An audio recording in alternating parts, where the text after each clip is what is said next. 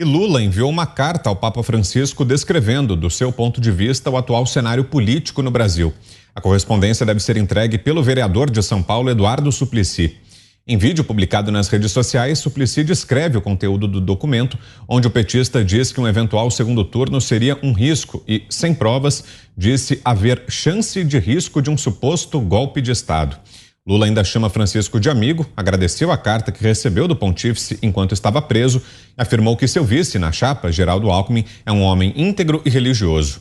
Eduardo Suplicy irá acompanhar uma delegação de brasileiros que participarão de conferência global na Itália. O evento reúne jovens focados nas mudanças do modelo econômico vigente no mundo.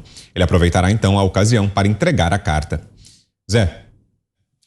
Olha, tem uma série de filmes, né, que se chama O Predador, que se alimenta exatamente de locais de conflito. O PT está exatamente emendando e copiando esta franquia, O Predador, porque a tentativa é só jogar um contra o outro e se beneficiar exatamente desse conflito. A ideia de colocar católicos contra evangélicos, ela não é boa para ninguém. Isso não deve existir. Todos nós somos cristãos, todos nós. Não estamos aí numa disputa de religião, e sim estamos numa disputa eleitoral discutindo o futuro do país.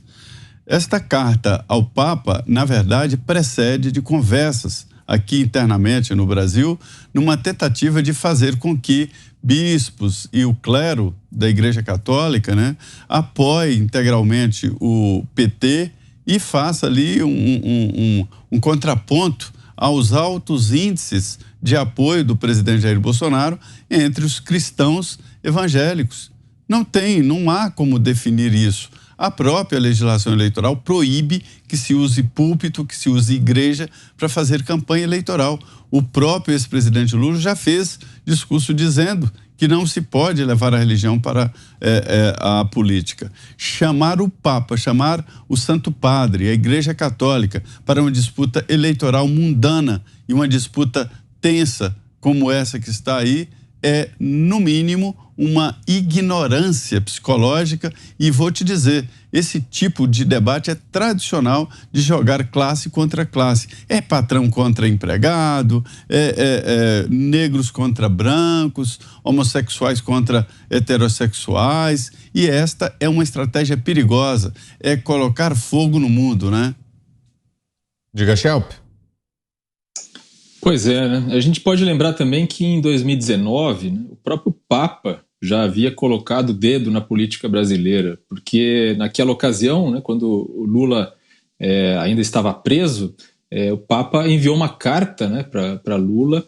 Lula divulgou essa carta depois no site, dizendo que, lamentando, né, as duras penas, exatamente com essas expressões, que Lula estaria vivendo. Então, a gente tem aí uma certa reciprocidade, né, nessa troca de correspondências aí entre o Papa e o Lula, né?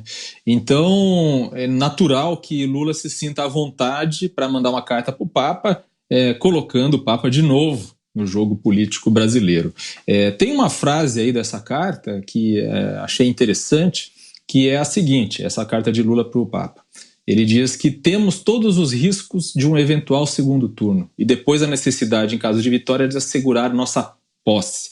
Fecha aspas. Então ele já está dizendo que vai vencer, né? Porque ele precisa assegurar nossa posse. Já está partindo do princípio que a vitória está dada, né? O que já é problemático. Nem o primeiro turno foi ainda. Depois ele fala de um risco de um segundo turno. Não existe risco de segundo turno. O Brasil tem 2 turnos, uma eleição em 2 turnos, é preciso respeitar essa realidade, e se seja quem for que vai ficar atrás no primeiro turno, terá que concorrer no segundo turno durante o período aí de quase um mês para conseguir vencer no segundo. É uma nova eleição, como já disse o Zé Maria em outra ocasião aqui no Pingos, né? E aí o outro pedaço dessa frase, que e depois a necessidade de, em caso de vitória, assegurar essa posse. Então aí vem uma outra questão que precisa ser levada em conta, né? o presidente Jair Bolsonaro não tem contribuído muito para dirimir qualquer dúvida de que o resultado das eleições será respeitado também por parte dele, né? Porque esse fim de semana mesmo ele disse, abre aspas, que se eu tiver menos de 60% dos votos, algo de anormal aconteceu no TSE, fecha aspas. Então, tanto o Lula quanto o Bolsonaro aparentemente estão certos de que vão vencer, ainda acreditam que vão vencer no primeiro turno, e no caso de Bolsonaro, ele dá a entender que se não for o que ele espera, os 60%, então o problema está no TSE e não no fato de que talvez os brasileiros não queiram reelegê-lo. Então nós temos aí essa situação e essa carta do Lula ao Papa realmente também denuncia muita coisa. E você, Ana, suas impressões sobre essa carta que vai ser entregue ao Papa Francisco? Mais um sinal de desespero, né? Já disse que foi inocentado na ONU, agora apela ao Vaticano e ainda escreve ali na carta, né? Os homens íntegros e religiosos. Eu vou torcer muito, Vitor, confesso, para o Papa responder essa carta e responder perguntando sobre o que o Lula e o vice dele, que se diz católico, o que eles pensam sobre o aborto. Porque a posição oficial clara do Vaticano é ser contra o aborto e a favor da vida, defender a vida. Então, eu gostaria de ver o Santo Papa aí, o nosso Francisco, eu falo nosso porque eu sou católica, perguntando, o senhor Lula, o senhor defende o aborto, não apenas defende, mas pior, né, como política pública de saúde, o senhor defende o aborto como política pública de saúde? E quem sabe o Lula responde e quem sabe Geraldo Alckmin também sai aí das sombras em relação a essa pergunta, porque, senhor Alckmin, há muitos cristãos querendo saber se o senhor, como católico que o senhor diz que se o senhor apoia essas políticas públicas abortistas claramente defendidas pelo PT, pelo PSOL, pelo Lula, por vários deles aí, né? Porque cristão não vota em abortista. Simples assim, cristão defende a vida no útero de suas mães, no ventre de suas mães, como cristão deveria fazer, já que cristão adora Jesus no ventre de sua santa mãe.